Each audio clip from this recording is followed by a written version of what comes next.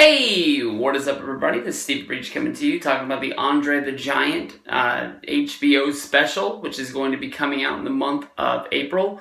We have seen this documentary hyped up, even on WWE, Monday Night Raw, as well as SmackDown. Lots of ads on the WWE Network. This, to me, honestly, is another way of WWE branching out and showing out that wrestling really is a true piece of pop culture. We've seen, a few months ago with the Ric Flair documentary, the 30 for 30, talking about what wrestling was in the 80s and everything that Ric Flair was to the NWA, in the WWF, and what he means now to the world of wrestling. Andre the Giant, to me, is one of the true immortals when it comes to wrestling. Although I can honestly tell you that I don't know that much about Andre the Giant. The best quote that I've heard about Andre the Giant when people talking about this documentary is that basically by the time people my age started figuring out who Andre the Giant was, his most hyped match was probably Wrestlemania 3. At that point, Andre the Giant's real career was over. From there, Andre wrestled sporadically here and there along the way, but he wasn't what he was during the early, 70s and 80s, when he was that special attraction guy that floated around from promotion to promotion all around the world, having whether it's battle royals or big matches.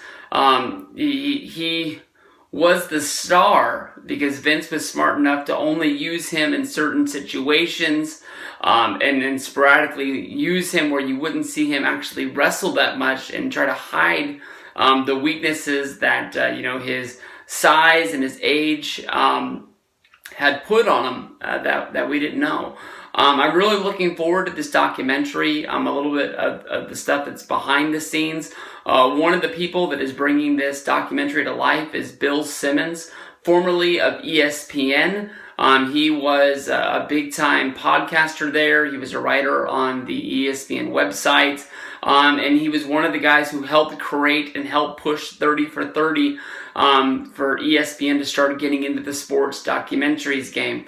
Right now, I'm currently listening to a podcast. It's a podcast called Origins. And right now, they're on season 2 of the podcast. In season 2, they are featuring ESPN. And they've done an episode on PTI. They've done one on SportsCenter. They've done one on College Game Day.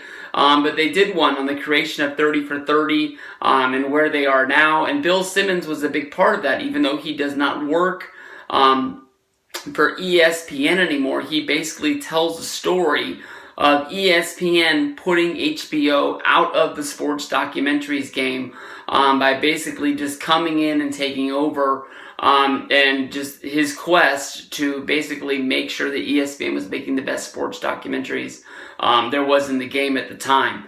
Now, since he has left ESPN, now he is making this Andre the Giant. I guess you can say that it's a piece that he's been wanting to do for a while, because of the fact that I know Bill Simmons is a real wrestling fan. The first time I actually ever really got into the Bill Simmons game was when he interviewed CM Punk on his podcast back in 2011, when, of course, he was getting started on his big run, and we all thought that he was going to be the biggest superstar of all time. And I guess you can say, looking back now, it just didn't work out the way that we all thought it was going to. That run with Punk having the championship in 2011, he came back. He lost at freaking SummerSlam to Alberto Del Rio, and I think it was stacked against him from there. He would get the title back at Survivor Series, but even when he had that run with the belt for 300 and however many days it was, it never really seemed that championship was the real main event of what was going on in WWE, before losing it to The Rock, and then The Rock would take the championship and lose to John Cena at WrestleMania 29. But Bill Simmons, I know that he attends all of the events in LA. I don't know if he travels to WrestleMania. I've never heard of him being there. Bill Simmons was one of the guys that, I don't want to say that he helped create, but he was one of the people that was backing the podcast Cheap Heat with Peter Rosenberg, as well as David Shoemaker. When he was first created, he was somebody that they talked about a lot before Bill Simmons left ESPN, and they didn't really know what was going to happen to the podcast once it got there. Where it ended up being that Shoemaker would leave Cheap Heat, and he would go off on his own, and Peter Rosenberg was left for that podcast, and it is what it is today. I'm really looking forward to the Andre the Giant documentary on HBO, because even as a wrestling fan who makes these videos, I am very open to saying that I don't know a lot about Andre the Giant. Here's basically everything that I know. I know at Wrestlemania, he beat Big John Studd in the $100,000 Body Slam Challenge. He won the Battle Royal at WrestleMania 2. WrestleMania 3, he wrestled against Hogan. From there, basically, he had the main event match, which set up WrestleMania 4, which would also set up the rematch with Hogan, which then put the championship on Savage, which would then set up the DiBiase feud, where there would be the Mega Powers against the Mega Bucks at SummerSlam. From there, I know we had a main event, the Saturday night's main event match against Randy Savage for the championship. From there, we would get to WrestleMania 5, where he would have a match, I think against, WrestleMania 5, I think he had the match against Jake the Snake Roberts. WrestleMania 6, he would win the tag belts with Haku, but then lose them to Demolition. WrestleMania 7, I think he just comes out with the freaking Bushwhackers. He might have been at WrestleMania 8, but I can't really remember. At that point, he left WWF, and it was a rocky leaving of the company. Andre sort of felt like Vince was pushing him out, and Vince, I think, was trying to take care of the guy. Basically just trying to say that his career was over, and he didn't want to see Andre get really physically hurt. Andre had made a lot of money in the wrestling business, and he should be able to go out and enjoy the rest of his life that he wanted. But Andre would leave. He would actually go to WCW, not actually wrestling a match, but he would show up on, I believe, a Clash of the Champions, where they would just do like this.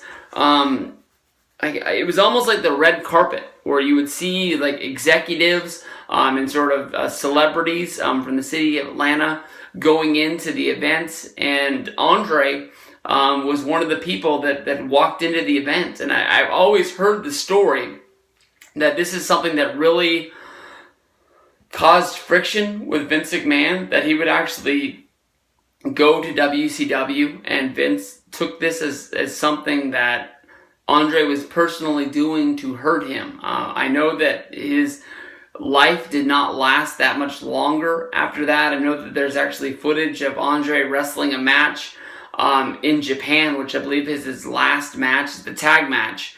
I can't remember if he's tagging or if his partner or if he's going against, but I think he's with the Great Baba, which is somebody I don't really know a lot about either. I'm not going to come out there and act like I'm the biggest fan in the world.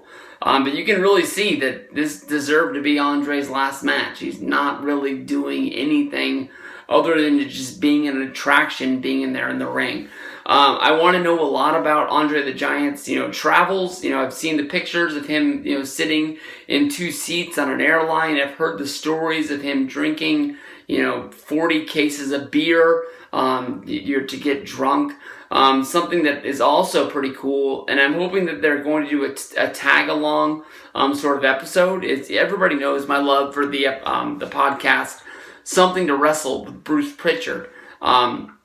And Bruce tells some Andre the Giant stories here and there along the way. But as you can remember, when they did the XFL episode of 30 for 30, he came out and he did his special little deal. They ended up not doing it with the Flair one, because I think a lot of the stuff that got covered in the Ric Flair episode was during his time in NWA, and he was only there for that run in '92. When Flair was in WWF. But they did talk about it on the Tony Schiavone What Happened When on Monday episode of his shows. So it was covered there. But I know that there's going to be a lot of stories that come out of this Andre the Giant one. I'm really looking forward to it. It comes out in April. I'm guessing a little bit, but I think it's April 10th is the day that we're going to see it. So I'm hoping it's going to be a good one. I hope I get a good little dose of learning, and I am really, really looking forward to seeing what's going on with Andre the Giant. WWF put out that documentary. It's not even really a documentary, but a collection of matches, which I think was just a re-release of a VHS tape.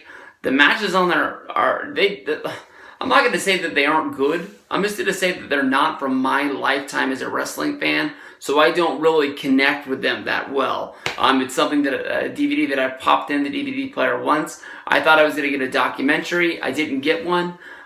So I sort of scanned through the matches. There wasn't anything that really jumped out at me, and it was quickly ejected, and it's never been put back in there. So, there was a rumor on WWE DVD Network that we were going to get an Andre the Giant documentary or DVD set this year in 2018. I am looking forward to that, and we'll have to see if it is sort of linked up around the same time as an April release. I know that they canceled the Shane McMahon one, but I am really looking forward to it, and we'll see what comes out of this. Peace out. See you guys down the road.